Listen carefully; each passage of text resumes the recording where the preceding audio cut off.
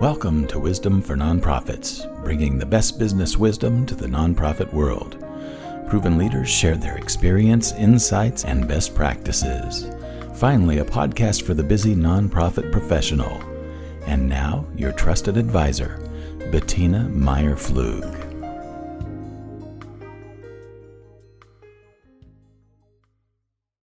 Today we're here to talk about optimizing your website, how important it is for nonprofits. Yes, not just investing in Google Ads, but how can you optimize your website? Whether you're a tech expert or not, investing in learning a little bit about SEO is crucial for you to bring donors, volunteers, and new constituents to your website. Never heard about SEO? Don't worry, we will explain you on this episode. Having high quality content and improving your search engine ranking can help a lot your nonprofit. But you're unsure where to start? Luckily, there are a ton of SEO experts to help you on this field, and also experts that understand about nonprofit. Today, we're going to talk with one of them, Ashley Kochans. She's a digital marketer that loves explaining complicated things in a simple way. She's an expert in SEO, and she helps her clients learn everything about Google. As a founder of Kochans Consulting, she brings her expertise in website optimization and marketing automation to mission-driven organizations. So thank you so much, Ashley, to be here with us today. Thanks, Bettina. I appreciate it. So let's start by explaining what is SEO. That's a complicated word that maybe some people get scared. Some people already know what it means, but don't know how to work with. So what is SEO? Yeah, SEO is an acronym that stands for Search Engine Optimization. Basically, it's the practice of making a website appear better and higher on search engines like Google. So there's a couple of ways that you can do that. The first way is using robots and different technical optimizations. And then the second way is with real people optimizations, things that make a website more attractive for the people that are actually reading your website to use. Perfect. So that means you have to think about SEO whenever you're creating your website. When do you start worrying about SEO? Before, after you have your website done? What is your recommendation? Yeah, well, I would say you never should worry about SEO. You should always do SEO, but never worry about it because it's easy. But to your point, I think that the best time to do SEO is when you're first creating a website, because it's easier to launch a website that's already good and easy to use and navigate and easy for Google to crawl. It's far easier to do that in the beginning than it is to go back and fix mistakes that you have made. I totally agree. I have helped several nonprofits create their website, and we did a mistake of thinking about SEO afterwards. Thank God we have created on the platform that everybody knows, WordPress, and WordPress offers a bunch of plugins that you can install on your website that will make SEO easy. But what is your opinion about what tools to create your website that makes SEO simpler? Yeah, you pointed out a great tool that makes SEO simpler, and that's WordPress. WordPress has plugins like Yoast, SEMrush, if you've got a subscription. Those plugins make all of the work of SEO automatic. It'll give you suggestions right in your content management tool that allow you to easily enact those. I do caution nonprofits for if they want to use WordPress, though, because it's a complicated platform to set up, and so it's easy to make mistakes. If you're a nonprofit that doesn't have an in-house developer or somebody that can do software development, then I would caution you against WordPress and maybe use something more simple to learn, like Webflow is a great new one. A lot of people are familiar with Squarespace. It's not my favorite, but you can use it. Those tools, I think, are easier for the smaller to mid-sized nonprofit. And I heard some nonprofits build a website on top of Wix. Does Wix have also an SEO tool embedded or not? Yeah, it does. There's always an SEO tool embedded in these builders if they're going to make it on the market. Wix's isn't my favorite, but it exists. Oh, that's great. So when designing a website, one important part of the SEO is the images that you use.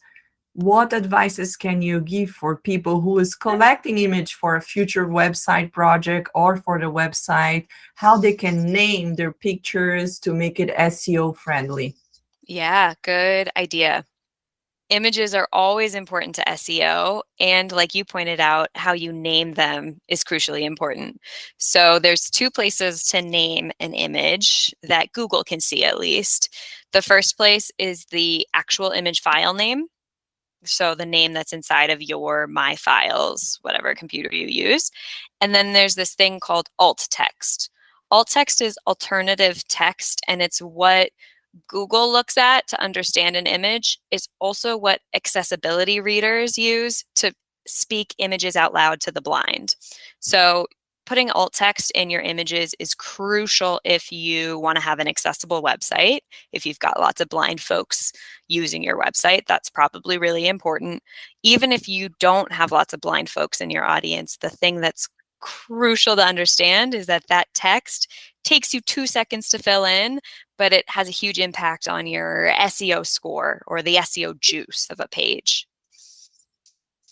Perfect. Thank you for sharing. But I think we have to go back to the beginning and explain why the SEO work is so important and Yeah. what's the difference between working on your SEO versus paying for advertisement on Google. Yeah. The key distinction between SEO and Google Ads is that one focuses on organic traffic and the other one focuses on paid traffic. What does that mean?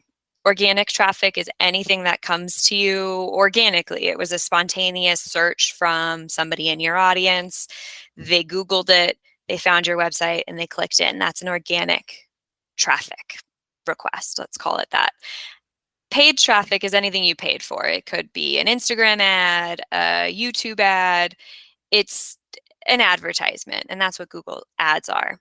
I always say that paid advertisement is the easiest to start up, but organic traffic is going to keep your website going sustainably without much effort on your part. So it's always a good investment to give a little bit to SEO in the beginning so that it continues working for you without much money or input on your end. So in your opinion, it's important to do a little bit of advertisement. I think it's important to share with all the nonprofits that it's possible for them to apply for a grant with Google, and Yeah. Google offer ads for free from some nonprofits. How is this process? Can you explain the process of applying for a grant with Google? Yeah, so Google offers a $10,000 per month grant for qualifying nonprofits. Basically, any nonprofit with a 503c can use a partner called TechSoup, apply for an account, and then point out the pages on their website where they want to send ads to in order to get this $10,000 ad grant. Getting the grant isn't too hard, but once you've got the grant, you've got to manage it. So Google uses a thing called conversion rate to measure how effective your grants are or how effective your ads are. Specifically, if your conversion rate is too low, they'll kick you off of their platform and then stop all of your advertisements that you're running. So I would say, yes, apply for the grant. It's really easy to do. The more crucial thing to understand, though, is once you've got that Google advertisement grant, how do you manage it? And do you have any tips on how to do it efficiently? I would say SEO is the best way to manage your website efficiently. So if you're paying money to send traffic to your website, you want to make sure that once you get to your website, it's an actually good page to land on. What that means is usually adding calls to action, CTAs, all over your website or in key places where you direct the traffic that lands on that page to a desired action. Maybe that's sign up for your newsletter. Maybe it's click this button to donate.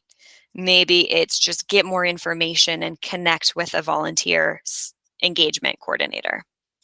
Whatever your organization wants to be the CTA, the call to action, it should be present on your website because Google tracks that as what they call a conversion. That's a great tip. Yes, it's super important to go page by page and maybe having a consultant helping you out during doing all those advertisements, so you won't lose this big opportunity of having $10,000 to generate leads for you. That's awesome. Yeah, definitely an important thing to do. And I'd say an important thing to do before you start pointing advertising dollars at your website rather than after. Yes, that's super important. And as she mentioned, TechSoup is a nonprofit that will validate if your nonprofit is eligible for any kind of benefits. TechSoup offers not only the grants for Google, but they offer different tools with less cost or even free for you if you are in their platform. So I totally recommend you guys to check it out, TechSoup.org. And do the first step, enroll your nonprofit and see what they offer and what you can benefit on. Can you explain, Ashley, what is the support that you give for nonprofits? How do you start your SEO support? How do you help the nonprofits maximize their website visitation and everything that you do? Yeah, so my work is usually centered around either one or two things. The first thing is that somebody doesn't know what SEO is and they just need my help, but they're not sure how or what or why. The other thing is that people come to me sometimes with very specific needs and requests. And with those people, it's whatever they want done, I'll do. But just to focus on this other more interesting group of people who know that they need a better website, but aren't sure how to get there or what it means to get there, I'll start with the website audit. What that means is I'll look at their website for their technical health, for if it's connecting with their target audience, and I'll also look at their backlinks. Basically, without getting too much in the weeds, backlinks are like digital currency. They're any place on the internet where somebody has linked to your website from their website.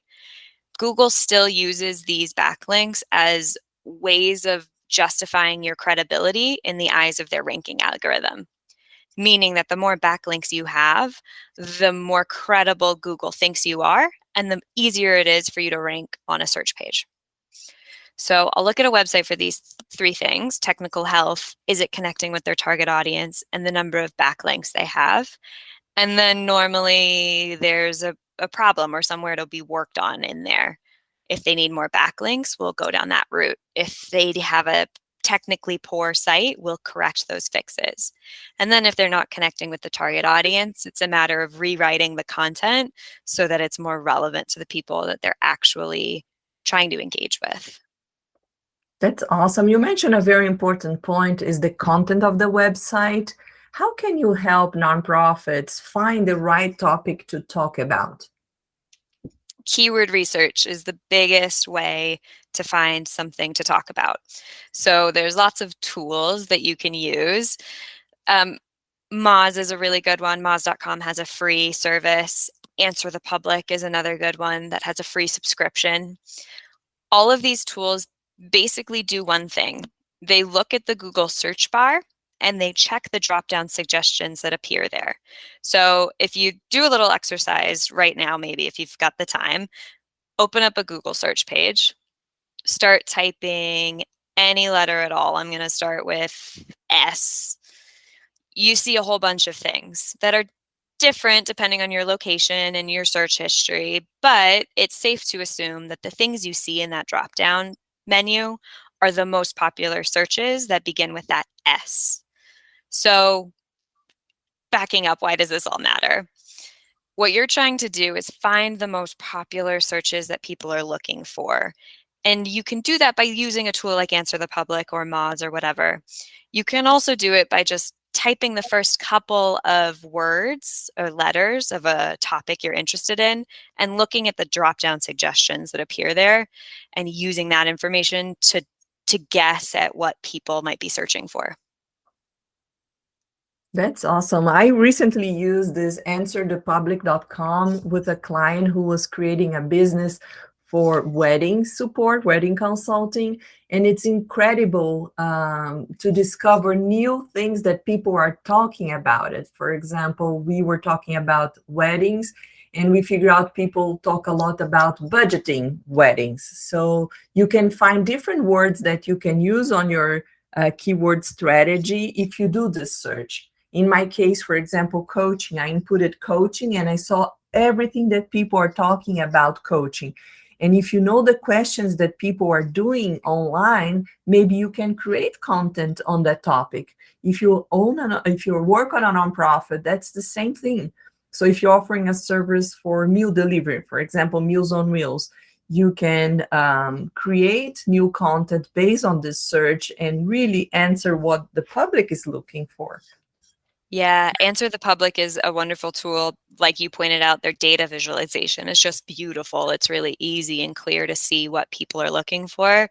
The other thing that's unique about Answer the Public is that they show you what questions people are looking for. So a lot of these other tools, that drop-down hack that I taught you earlier, those look at keywords or phrases, but not questions. Answer the Public will actually categorize your phrases by who, what, where, question words that are easy then to write a blog or another piece of content that responds directly to that question. Perfect. And just jumping to another topic, you mentioned you work also helping people create events, online events. This is something you do, and how this is connected with the SEO? Yeah, that's a really good question. Events and virtual events in particular is important for SEO because it brings people to your website and it gives you something to talk about. Social media posting is super important for your SEO, but nobody wants to look at social media posts that aren't talking about anything. So an event or hosting a virtual event is a great way to give people valuable content and reasons to come to your website. For example, if you're hosting a webinar, use that content in at least 3 different ways. Definitely host the webinar, but maybe after the webinar, you can slice up some sound bites or maybe even write down the best sound bites and use it in a social media post. Before the webinar, you can send out an e-campaign blast using your email marketing system. Leading up to the webinar, you can publish a blog about the topic of the webinar and then give it to the partner that might be speaking at that webinar. And they'll then share it with their audience and bring more traffic to your website. So that's at least 3 different ways to use the content that was started by hosting an event. Great. Yes, it's super important. And not just doing all this work that you mentioned, tracking and measuring everything, all the progress is super important. How do you help a nonprofit measure the success of their website? Yeah, that's a really great point. Measuring something is how we know to keep doing it or to stop doing it or to change how we're doing it. So I think I usually start with what the nonprofit has set up. If you're using Zoom webinars to host your webinars, Zoom webinars has tracking and analytics that you can use to suit your business needs. If there's no previous software that you're already using, what I recommend always is Google Analytics. Google Analytics is a free service that Google offers. All you have to do is insert a single snippet of code into your website, and that code will track what users do all across your website. You'll know how many people load a page. If you've inserted the tracking code in the button, you'll know how many people clicked on that button or filled out a form. So once you've done the work of collecting the information, then it's pretty simple to sit back and read the report to know exactly who's doing what and how effective you were at your different campaigns. That's great. And you help almost not only with the measurement, but also revamping the content. So you are an expert in education and environment. Those are the 2 main areas that you have helped nonprofits. Isn't that right? Yes, yeah. And revamping content, sometimes I'll rewrite a piece, sometimes I'll write a piece from scratch for somebody, but content marketing is a huge piece of SEO. So creating white papers, writing blogs, sometimes video posts and other social media assets, generating content like that is definitely in my wheelhouse. I love what you said when we were preparing this podcast, the idea of having your volunteers creating content and just sending the content once it's ready for you to optimize and then upload on the website. How is this process? The volunteers, they create content, and what do you do? Can you specify? Yeah, so working with nonprofits is unique in that they normally have small budgets for this type of work, like website work and marketing in general. Um, so you don't have to have a giant budget to produce really wonderful content assets. You can work with volunteers, like you pointed out. So what you'll do is reach out to your board or any other volunteer that's really involved in your organization with a topic list. Now you've done the research and you already know that these topics are important for SEO. You maybe used Answer the Public, you did the drop down trick, whatever you did, you give this topic list to people and they might sign up to write a blog post. After they've given you that content, you use an expert like me or maybe a trained member of your staff to review it for SEO. That means checking it that it has lots of keywords, that you've got that alt text inside your images like we talked about, that you have proper headers and that they're HTML tagged headers. And then once you've done all of that work, it only took maybe an hour or two, whereas generating the content from scratch could have easily taken up to 5 hours, depending on what else you had in your to-do list that day. That's a great idea of reducing costs. I really like. And talking about money, how can you help donors find their organizations? Yeah, that's key because working with nonprofits, there's normally 3 very distinct audience groups. Maybe some might argue the most important one is donors, like you pointed out. The second is the volunteers or the people that are powering your organization. And then the third is the people that are your direct service participants, whether they're people that receive goods at a food bank or they're pet owners that pick their pet up at a shelter. Those 3 audiences need very distinct content. And so what I would say to anybody that's trying to target donors is make sure that you have stuff that's oriented just to them, whether it's a specific menu item in your top navigation on your website with maybe a unique version of your homepage that's only using language that speaks to them directly.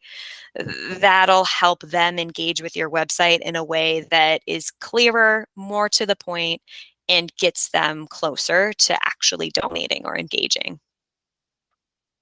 That's awesome. And for volunteers, what would you recommend to keep engaged with them?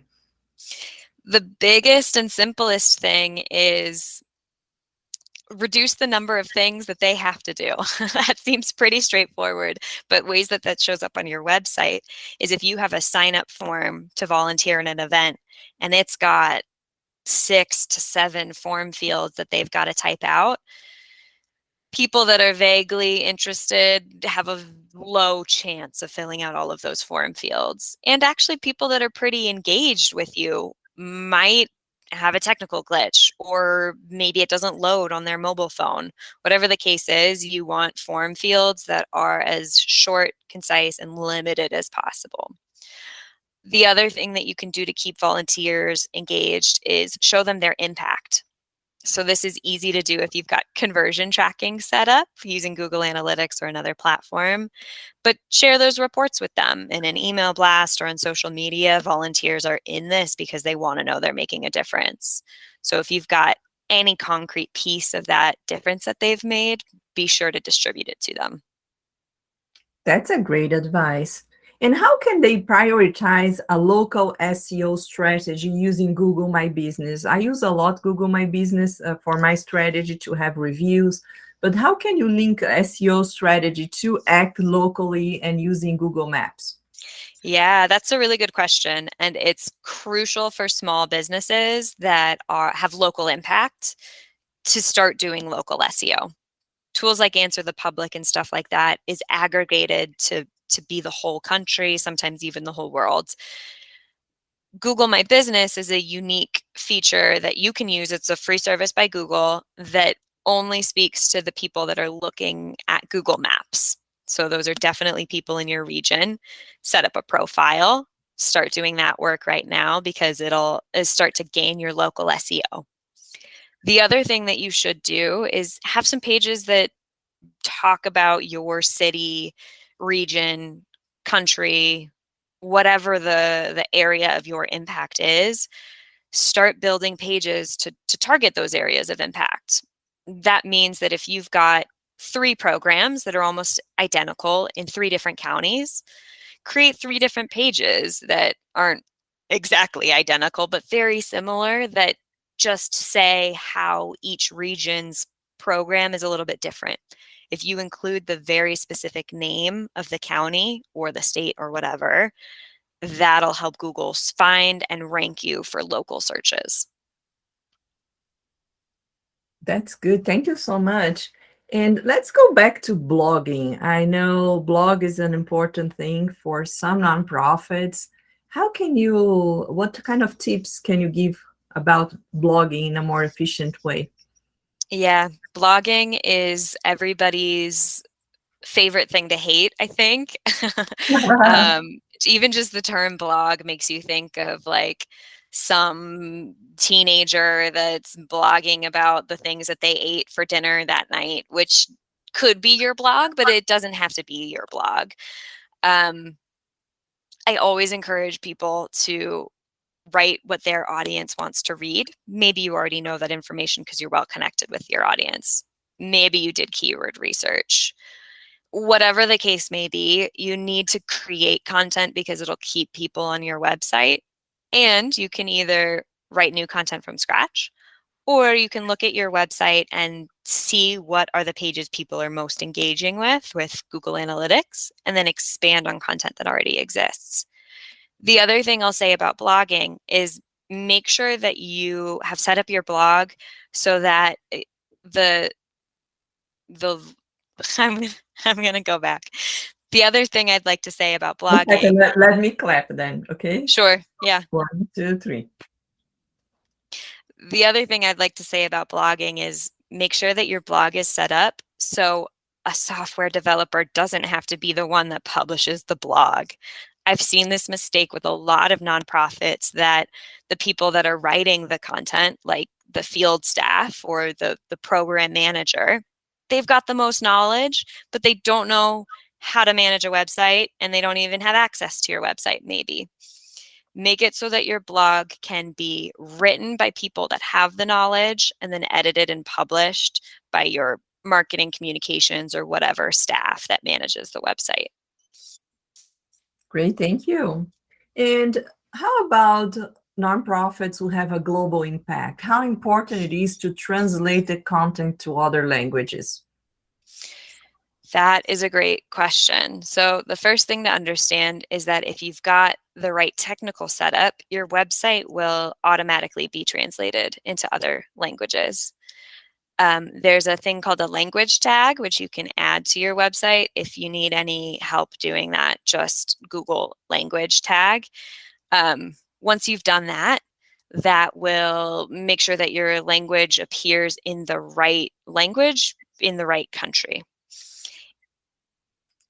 We've all experienced that moment, though, where we read something that's poorly translated by Google or another robot. And if that's the case for you, that you've got audiences that speak to in different languages that are really crucially important, please have a real live human translate your content. It's not okay to just let Google translate it for you. That'll work for somebody whose target audience only speaks one language, but a big one where this comes up is for Spanish, Creole, or Korean, or any other language that somebody might speak in your area. Make sure that your program participants have access to that content in a way that sounds natural and can connect with them easily. I totally agree with you. I have my website in Portuguese and I personally translate everything. If you just put it on Google Translate, it's not the same thing. Yeah, and that'll work in a pinch. I want to say make sure that your website is set up, because if you don't have anything, it's worse than having something bad. But yeah, it's not the best for somebody that actually speaks Spanish to read something that's been translated. Yeah. And how about links on your articles? There is an importance on external links and internal links. Can you explain in details what is the difference between both of them and how they impact the search as a whole? Yeah, that's a great question. Internal links and external links refer to a link that's either internal or external. What does that mean? Say my website is www.empoweringeducation.org. If I include a link to www.castle.org on my Empowering Education website, that's an external link. It goes to another domain, it goes to another website. An internal link would be, say, I linked from the homepage to empoweringeducation.org/about us. That's an internal link. Both are really important for SEO. External links make you look credible, especially if you're linking to really high authority sites and they're relevant. Internal links help crawlers and humans navigate your website better. So if you've just got a whole bunch of plain text and you say, we've got a blog about this, without linking to the blog, it's very unlikely that somebody's going to actually go navigate themselves to the blog. You want to make sure to include an internal link to the blog that's specifically being mentioned. I totally agree. Thank you. Thank you so much. And how can people get in touch with you if they want to learn more about your work? What's the ideal channel to contact you? The best place to get in touch with me is my website at koshansconsulting.com. Koshans is spelled Kochans. That's a hard one for some people, but koshansconsulting.com is my website. There's a link to connect with me via Calendly. Schedule a free call. It's totally free, and we can talk about your website. Thank you so much. I really appreciate your time. I know time is one of the most valuable things we can offer, and sharing your knowledge was super important for our nonprofits here. Guys, if you want to revamp your website or you're thinking about creating a new one, please pay attention to all the tips that Ashley gave here on this podcast. Thank you so much, and I hope to hear from you soon. Bye-bye. Bye, thanks. Okay, thank you. You rock. Thank you so much. That was fun. I will re-record the intro right now, and I think in 2 weeks we're gonna release. I will send you the links for all the channels, and if you want to share with your nonprofits as well or any social media, feel free to do it. We will do as well, and I will send you the email with all the details. Cool. I appreciate it. Thank you so much, Ashley. Thanks. Bye-bye. Bye. Thank you for listening to Wisdom Woman Podcast. To hear past and future episodes, please subscribe to the show on your favorite podcast channel. We appreciate your reviews. To give us suggestions for future show topics, please write to us at podcast@witty.tech. If you're interested in having me as your trusted advisor, schedule a strategic coaching session on my website, www.witty.tech.